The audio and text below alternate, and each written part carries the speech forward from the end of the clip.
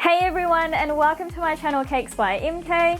In today's video, I'm going to be showing you guys how to make a saffron and cardamom cake with roasted almonds.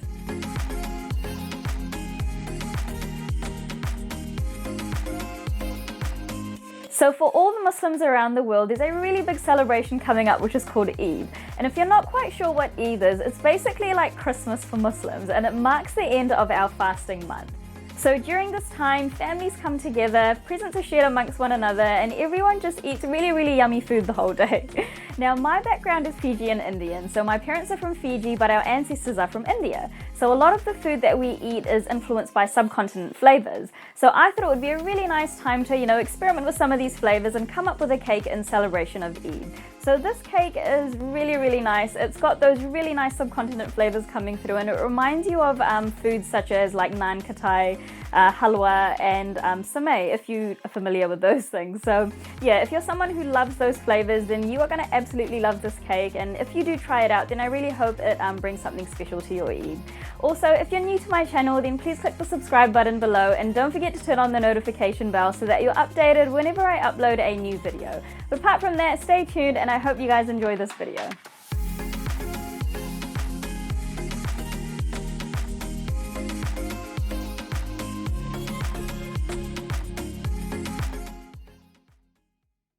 So first up is making our cake batter. Now today's cake batter is basically the vanilla cake recipe which I have up on my blog with the addition of some ground cardamom in it. So I've got about a teaspoon of ground cardamom here, and I will have the full quantities to all these ingredients in a separate blog post which will be for the saffron and cardamom cake that we're making today.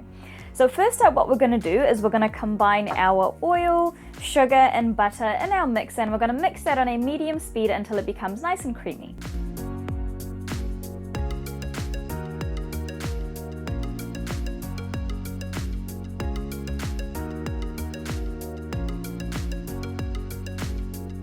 So I'm using the paddle attachment on my mixer, but you can also do this with a hand mixer as well.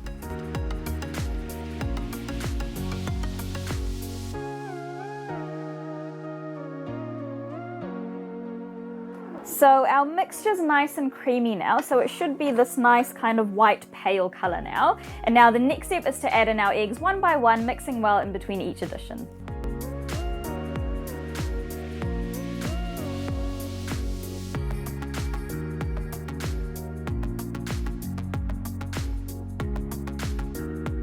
So once the eggs are nicely mixed in, the next step is to add in our vanilla extract.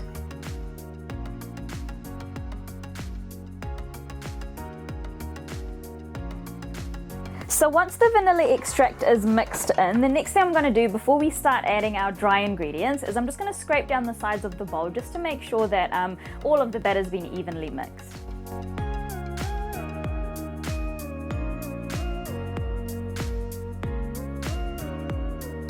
And then I'm just going to give that one more little mix.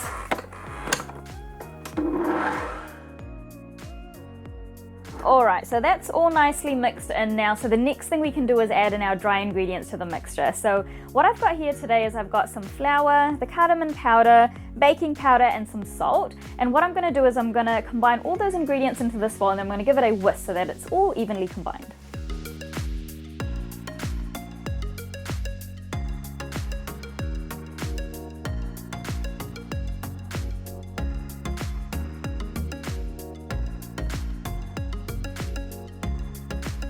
So that is all nicely mixed now, and you can really smell that cardamom coming through, which is really nice. And so what I'm going to do next is I'm going to start adding the dry ingredients to our batter, and I'm going to alternate that in small batches with some buttermilk. And you want to start and finish with your flour.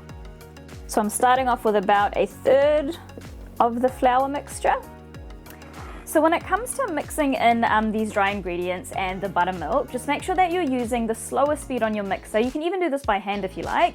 And the reason for that is because you don't want to overmix your batter. So just mix it until it's just combined.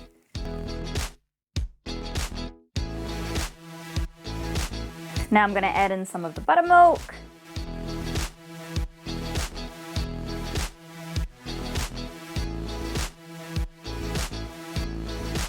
And then another third of the flour.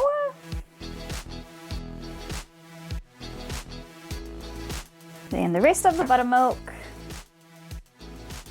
and then the last of your flour.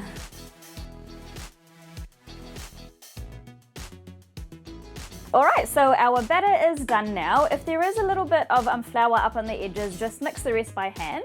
And then now what we're going to do is we're going to transfer them into some pre-prepared cake tins and then get them into the oven. So for today's cake, I'm going to be making a 3-layer cake, and so I've got 3 6-inch cake tins which I've lightly greased. And now the next thing I'm going to do is I'm going to evenly divide this batter into each of the cake tins and then just give them a little bang on the table to get rid of any air bubbles and then get them into the oven.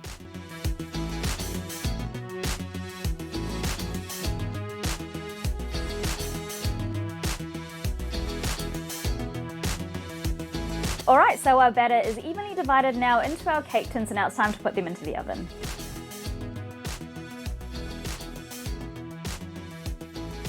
So while our cake layers are in the oven, the next thing we're going to do is we're going to prepare some of the different elements to this cake. So first up, what we have is our milk and saffron soak. So I'm going to be using this milk and saffron soak in replacement of simple syrup. So simple syrup is basically equal parts sugar and water, and you use that to help keep your cake layers moist. But instead of using the simple syrup, I'm going to be using a milk and saffron soak. So the way you do that is really easy. You just get some warm milk and you put the saffron into the milk and let that sit for at least 15 minutes so that the milk can absorb that really nice saffron flavor.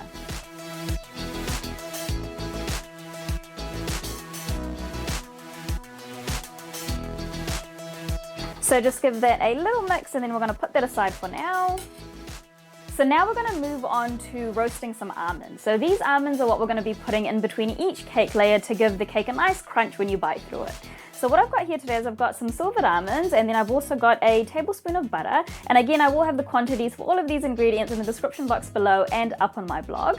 So what I'm going to do is I'm going to melt the butter over a gentle heat, and then I'm going to put the almonds on top and just let them roast a little bit, just until they've got like a nice brown color to them.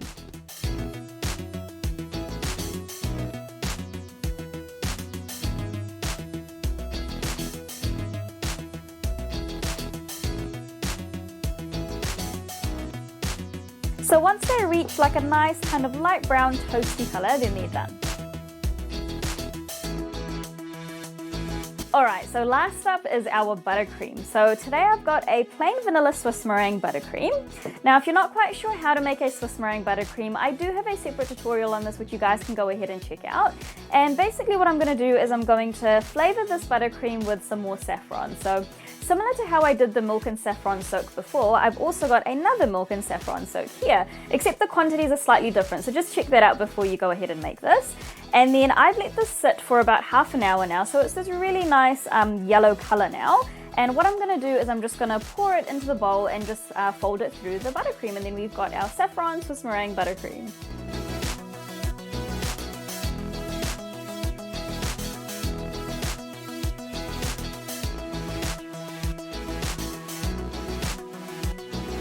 And then once that's nicely folded in, then we're pretty much done. So we've got our milk and saffron soak here, which is nicely soaking away. So I can see that the milk is getting a lot more yellowy in color now. Then we've got our saffron infused buttercream, and then we've got our roasted almonds, which are going to go in between each cake layer. So yeah, once our cake layers are ready to go, we'll be back to decorate. So our cakes are out of the oven now, they've all cooled down, and I've trimmed off the top so they're really nice and flat and ready for us to start stacking. So first up what I'm going to do is I'm going to put a little bit of buttercream onto my cake board and put on my first cake layer.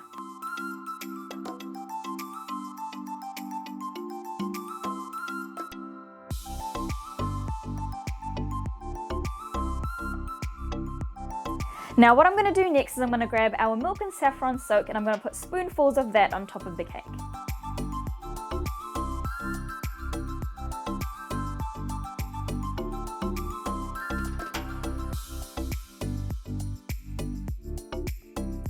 And then next what I'm going to do is I'm going to grab some of the buttercream and put our first layer of buttercream on.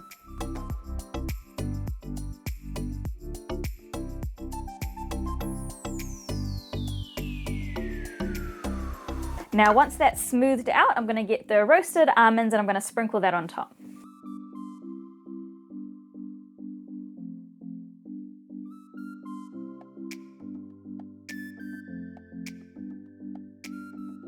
And then next goes our next layer of cake, and then we're going to do the exact same thing.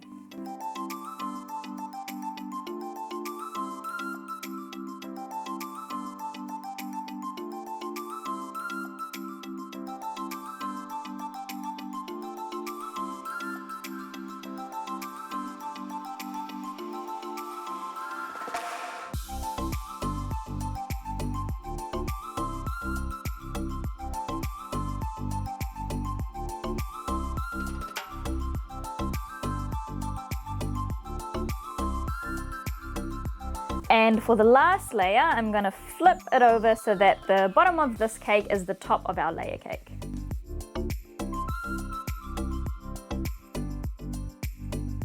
And don't forget your milk soak.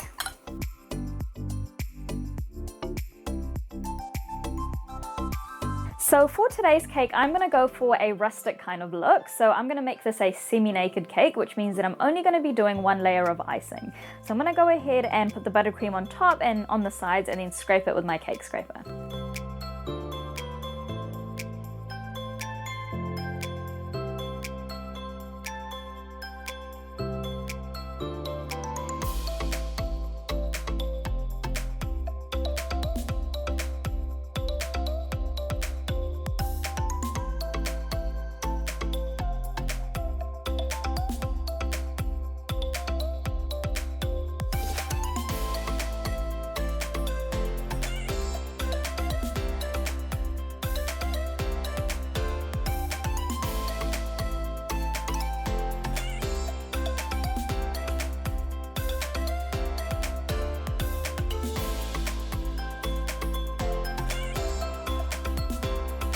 So I'm happy with how that's come out, and now what I'm going to do next is I'm going to pop this cake into the fridge and let the icing harden up. And the reason why I haven't cleaned up the tops is because I'm actually going to paint a gold rim around, you know, that excess icing around the top, which is going to give it a really nice rustic kind of look. So I'm going to pop this into the fridge now, and then we'll be back once it's nice and firm to finish decorating. So our cake is out of the fridge now. I cleaned the bottom of the cake board and our icing's nice and firm, so we're ready to go ahead and do a little bit of decorating and then we're done. So what I'm going to do first is I'm going to paint a gold rim around the top of the cake.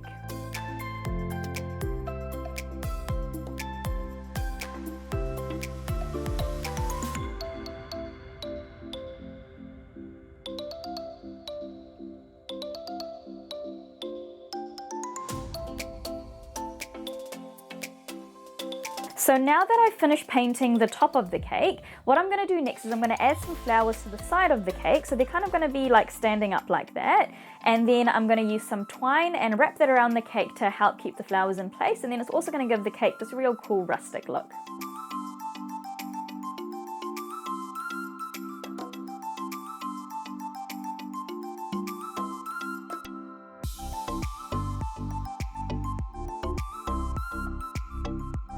So to keep the flower in place before I wrap the twine around it, I'm just slowly pushing it into the buttercream. So the buttercream is pretty hard, so you just want to slowly kind of push it into the buttercream until it sticks. So I've got my first flower stuck to the cake. So what I'm going to do next is I'm going to wrap the twine around the cake and then I'm going to insert the rest of the flowers in between the twine, and that's what's going to help the flowers stay up.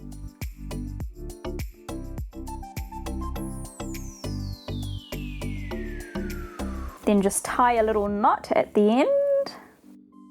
And you really want to make sure that your icing is nice and hard when you're doing this, otherwise the twine's just going to go right into your icing and it's not going to kind of have that nice wrapped around look. So I've done a little knot there by the flower, and so what I'm going to do next is I'm going to insert a few more of the flowers until I'm happy with how it looks. So I think I actually like it just with the 2 flowers on there, so I think I'm just going to leave it like that. But I do have to clean up the icing a little bit, so if you've got any icing on the flowers, you can just use a small tissue paper to wipe any of the icing off. And then if your icing on your cake has gone a little bit funny, then you can just clean that up with a palette knife. So I'm just going to grab a palette knife and just clean it up, and then we're going to finish off with some gold glitter, and then we're done.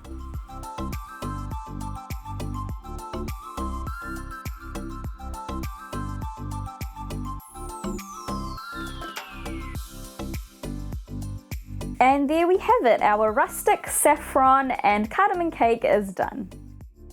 And now we're going to cut into the cake. So I'm just going to cut a little bit of the twine.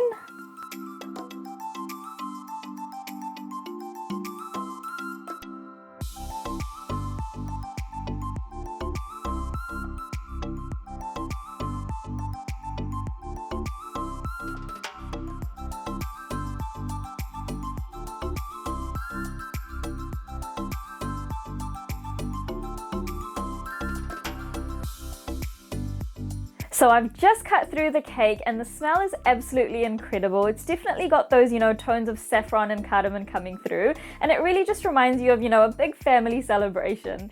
So I hope you guys enjoyed this video. Please like and subscribe for more videos like this, and a big happy Eid from my family to yours.